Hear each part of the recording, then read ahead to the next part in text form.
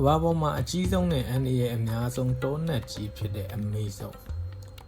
ဒီတောနက်ကြီးရဲ့တနေရာမှာစူပွက်နေတဲ့မြစ်တွေပျောက်ဆုံးနေတဲ့မြို့တော်ဟောင်းတွေနဲ့ထူးဆန်းတဲ့တရဝါတွေရှိတယ်ဆိုတာခင်ဗျားသိပါလား။ခင်ဗျားမသိသေးဘူးဆိုရင်တော့ဒီနေ့မှာ info flow ကနေပြီးတော့အမေဇုံရဲ့လျှို့ဝှက်ချက်10ချက်ကိုတင်ဆက်ပေးသွားမှာဖြစ်လို့ဒီဗီဒီယိုလေးကိုဆုံးအောင်ကြည့်ပေးကြပါဦးနော်။နံပါတ်1စူပွက်နေတဲ့မြစ်အမေဇုံတောထဲမှာရှနေတင်ပစ်ကာလို့ခေါ်တဲ့မြစ်တစ်မြစ်ရှိပါတယ်။အဲ့ဒီမြစ်ရေဟာဒီဂရီစင်တီဂရိတ်90ကျော်အထိပူပြင်းတဲ့အတွက်ကြောင့်မလို့ဘယ်တော်ဝါမဆိုပြုတ်ကျတာနဲ့ချက်ချင်းတိတ်ဆုံးနိုင်တယ်လို့ဆိုပါတယ်။နံပါတ်2အာဖရိကကလာတဲ့မြေဩဇာအမေဇုံတောကြီးစိမ့်လန်းဖို့အတွက်အာဖရိကကဆာဟာရာကန်နာရာက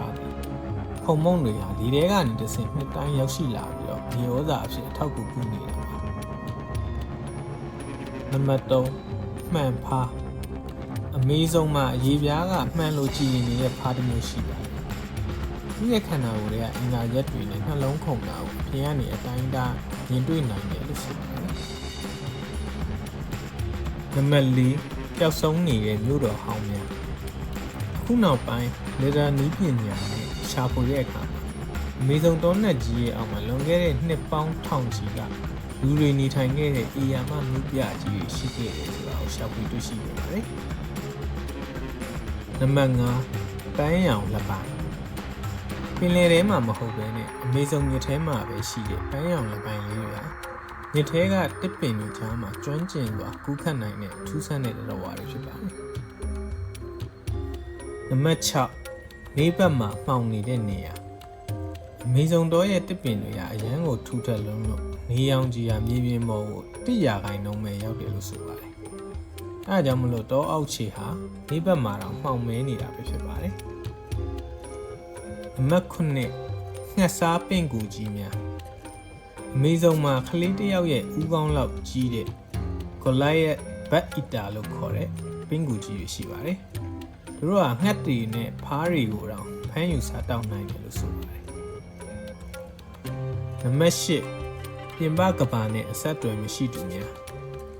အမေဇုံတောထဲမှာအခုထိပြင်ပကဘာအကြောင်းဘာမှမသိတဲ့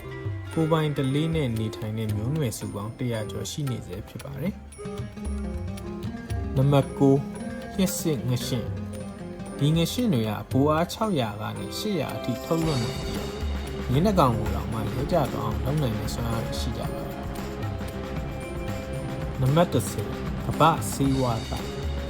ကမ္ဘာပေါ်ကခင်မီစေဝါ25%ဟာအမေဇုံတောတွေကအပင်တွေကနေပြီးလာတယ်လို့ဆိုပါတယ်။ဒါပေမဲ့အန်ဩဖို့ကောင်းတာကျွန်တော်တို့ကအမေဇုံကအပင်1%ကိုပဲတူတူနာလောက်ရပါသေးတယ်လို့ပြောတာ။အမေဇုံတောနက်ကြီးကကျွန်တော်တို့ကဘာမြေအဖိုးတန်ဆုံးနဲ့အစမ်းကျယ်ဆုံးနေတာဟုတ်ပါ